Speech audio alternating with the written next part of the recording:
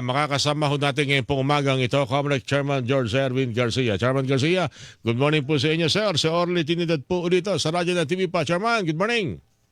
Magandang umaga po, Sir Orly, sa mga kababayan natin. Sa inyo po, magandang umaga rin po. Kumustahin ko lang ho muna yung katatapos pa lamang. Tama ho ba, registration for barangay, Sangguniang Kabataan election, mga bagong botante. Natapos na ito at wala na extension. Tama ho ba, Chairman? Yes po, Sir Orly, natapos po itong Mayo 18.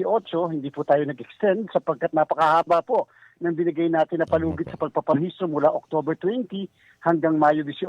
Ang susunod na registration, Sir Orly, ay magaganap na sa darating na 2027, mga Febrero po yon, dahil yan naman ay para sa ating national and local elections ng 2028. Naging napaka-successful po nung ginawa nating registration sapagkat halos 5.6 million na mga kababayan natin ang pumunta sa mga registration site natin at doon po ay merong 1.350 million na mga SK o Sangguniang Kabataan at mga 1.4 million naman na mga regular na mga botante po natin. Alright. Tumaas ng ilan po ang mga botante ho natin.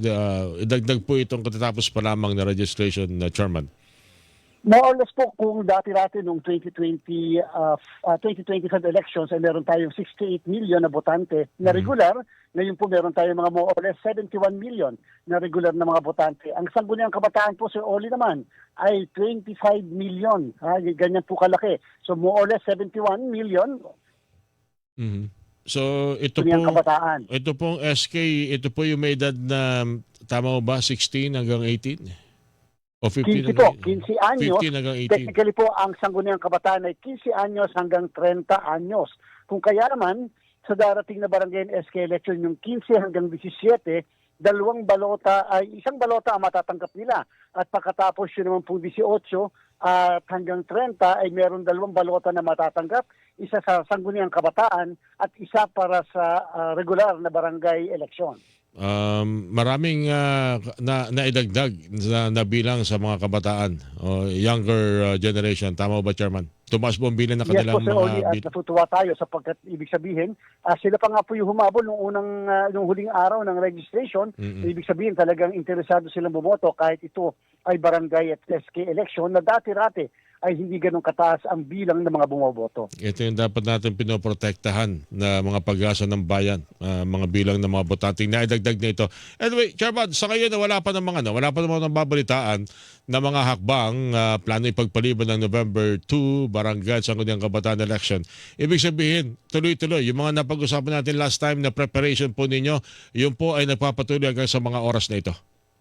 Ay, yes po, Sir Orly, hindi po kami pwedeng huminto sapagkat yung batas sa kasalukuyan ay November 2 pa rin ang ating barangay SK elections. Bagamat may mga panukala sa mababang kapulungan at dyan po sa Senado na pagpapaliban ng barangay SK elections, siyempre hindi po kami pwede magpatumpik-tumpik sa ating paghahanda dahil mahirap nang ipagbaka sakali na marireset ang barangay SK elections. At wala pa namang, kasi kung babasihan yung huling desisyon ng Korte Suprema sa pagpapaliban ng mga eleksyon o halalan,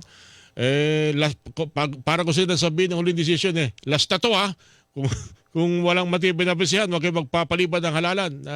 Chairman, ano po?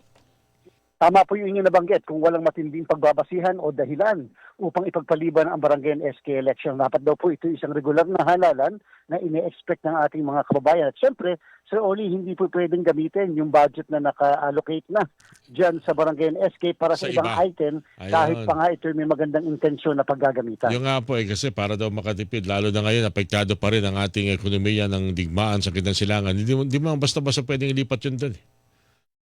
Bawal po, nasa saligang batas natin, unconstitutional po. Pagka yan ay hindi pa ginamit sa ibang pagkakagastusan. Technical malversation bang may tuturing yan, Chairman? Maaaring magkaganon po, Sir Orly, sapagkat yung batas nagsasabi na ito ay naka-allocate para sa barangay at SK elections. Alright, so sa pagkakataon pong ito, marami na ba kayo nakikitang pwedeng gawing adjustment sa nalapit na November 2 na eleksyon? All Souls Day yan. Lalo-talo na dun sa mga gusto nyong maipairal sakaling makita rin ito, masubukan na ito para sa nalapit na national and local election sa 2028. Yes po, Sir Oli, tatandaan po natin ang barangay and SK elections kumpara sa isang regular na national and local elections ay manual na halalan, mano-mano po ito. Pero Sir Oli, dapat din natin tandaan na dahil nagagawin ito ng Nobyembre, ang Nobyembre po kasi kalimitan yun yung malakas ang mga ulanan at saka yung bagyuhan. Opo. So yan po yung aming pinaghahandaan, hindi katulad ng kapag ang eleksyon ay Mayo, tag-init, at kalimitan po walang pasok ang mga bata. Pagka po kasi bandang Nobyembre, na andyan may pasok ang mga bata and therefore hindi natin sila basta-basta pwedeng guluhin kagad doon sa mga paaralan kung saan na ginaganap yung mga pag-aaral po nila. Okay, well anyway, sana maging sana man walang bagyo sa mga panahon na iyon para matuloy na at Yun nga po. marami tayong mga kababayan na gusto ng palitan ng mga opisyal nila ng barangay.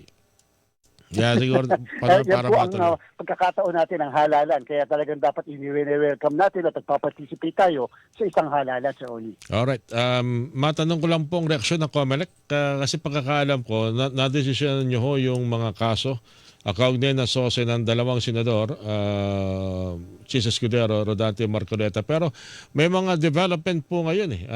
Pwede ba na malaman ang reaksyon po ng COMELEC kung sakaling wala kayong nakita na pagkukulang doon po sa hindi ho pagdidiklara na sose ni Senador Rodante Marcoleta, talibas po sa naging desisyon ng Deputy Ombudsman for Luzon na nakitaan po ng kasong plunder at ng indirect bribery si Senador Marcoleta at tatlong iba pa. Anong pananaw po dito ng COMELEC, Chairman?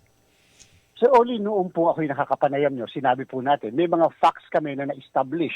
Ang COMELEC nagmoto proprio. Ibig sabihin, walang nag-file ng complaint na isang Filipino citizen, kundi COMELEC mismo ang gumawa ng investigasyon dahil nga doon sa naging issue ng panahong iyon. May mga na-establish po tayong facts, kung kaya nga lamang naging maliwanag po sa ating batas kasi na ang hindi pag-reveal ng mga pangalan ng mga contributors, dati-rati ay punishable. Yan dati ay pinaparusahan bilang isang kasong kriminal o tinatawag na election offense.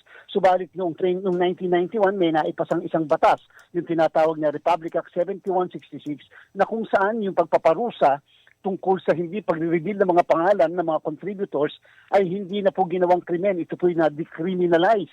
Kung kaya walang magawa si COMELEC kung hindi i-dismiss yung naturang kaso matapos ang aming investigasyon. Subalit yung pong tatlong contributors na sinasabi rin ng ating pong Omnibus Election Code, dapat sila ay nagsasubmit ng tinatawag na Statement of Contribution sa COMELEC 30 araw katapos ng halalan. Yan po ay hindi na bago. Yan po ay nananatiling isang kasong kriminal and therefore yung po yung kaso ng tatlong contributors ay nasa amin pa rin Law Department upang magsagawa ng tinatawag na preliminary investigation. Noon po sinabi ko, Sir Oli, kapag po ang pag-uusapan issue ng plunder, issue ng Anti-Graft and Corrupt Practices Act, wala po kay COMELEC yan. Kahit po yung pagsisinungaling sa SOSE, yan po wala kay COMELEC, yan po ay perjury na tinatawag, yan po yung nasa mga piskalya. Maaari yan po ngayon ang nangyayari doon sa ating nabanggit dati. Kasi parang ang maaring impression nito sa iba, may nakita ombudsman, yung mga investigador ng yung COMELEC Law Department, walang nakita ho rito, Chairman. Nabasa po namin doon sa mismong naging kaso sa Office of the Ombudsman. Sabi po ng Ombudsman ay bagamat maaaring wala na election offense, subalit sa palagay po nila ay maaaring meron namang plunder o kaya naman ay violation ng Anti-Graft and Corrupt Practices Act. So mismo nga opisina po ng Ombudsman ay nag-acknowledge na talagang maaaring walang election offense dahil nga doon sa pagkakaroon ng amendment sa tinaturang batas. Hindi ba sa tingin niyo hindi pa naman tapos ang paliwanag? Sabi niyo nga ay depende kasi yan sa kung ano yung pagkakasala o krimen na maaring lumutang. At kung yan ay sa cloud ng COMELEC, COMELEC ang magsasampa ng kaso. Kung ombudsman, yung ombudsman. So sa inyong paliwanag, Chairman, nagkataon na sa kamay ng ombudsman na nakita at lumantad yung mga maaring pagkukulang o krimen na nangyari, Chairman? Tama po kayo, Sir Oli, at yung po namang mga sa contributors ay nasa amin pa rin naman sapagkat, again, hindi naman po maitatanggi na nagkaroon ng contribution at the same time hindi rin po maitatanggi na yung contributors ay liable sa ating pong umiiral na batas at therefore kinakailangan managot pa rin sila. Depende sa kung ano ang kanilang magiging depensa base sa ginagawang preliminary investigation ng Commission on Election. Kasi ang naiwalan talagang katanungan, may mga statement naman may mga pahayag naman na malinaw na isang election offense. Pero bakit parang kinulang o kulang ang pananaw nung nung ito'y usisain at imbestigahan ng COMELEC chairman? Particular yung pag-amin na hindi naman talaga niya sinama. At pag-amin din na oo, naging contributor ko siya, bagamat siya ay pinuno ng isang kumpanya na involved sa transaksyon sa gobyerno, yun ay kanyang personal capacity. Although alam natin, isang tao ay identified din sa kumpanyang yon. Yun yung mga dalawang pangunahing katanungan lang po sa maghiwalay pong kasong ito na hanggang ngayon ay naghahanap ng kasagutan at ang ilang mga nagbantay po sa usapin na yan, Chairman. Ayan naman po sa inyong nabanggit na isa pa, yung isang kandidato sa pagkasenador ay ongoing pa po, meron pong case sa amin. Meron pa. Sapagkat yung pong ginawa namin, motu proprio po yung base lang sa available na dokumento na nakalat ni COMELEC. Pero meron po kasing isang individual na nag-file ng formal na kaso laban po sa kanya. At yan po ngayon ang ginaganap na preliminary investigation dito po sa Commission on Elections sa aming Law Department naman. Anyway, ang punto nitong mga development nito, Chairman, okay, may planong mag-contribute, magiging maingat pala ako nito. Dahil pa nagkataon at hindi yan deklara ng kandidato nga ako sinuportahan, yari ako. At saka, Sir Oli, ito lang po kahit na ginawi mo na, alam ng mga kababayan natin. Meron po tayong gagawin na e-SOSE. Ibig sabihin, lahat ng SOSE ngayon ay makikita na electronically. Lahat po ng items, kahit pag gano'ng kakapal yung sinabmit, ay makikita ng ating mga kababayan at yan po ay mailalathala ng COMELEC sa pamamagitan ng portal na tinatawag na e-SOSE. Ayun, mahalaga naman na maging madali ang lahat. Lalo na din sa mga hindi naman masama ang hangarin, gustong tumulong. Yung nga lang tinutulungan, hindi bigyan namang hindi naaayon sa batas. Kawawa naman yung mga ganong mga tao madadamay sa hindi pagtupad sa tungkulin ng isang kandidato. Chairman, maraming salamat muli sa inyo, sir. Salamat po, Sir Oli. Mabuhay po kayo. Mabuhay po. So ulitin, sir, thank you po sa inyo. Mga kapuso, COMELEC Chairman George Erwin Garcia, ang inyo pong napakinggan.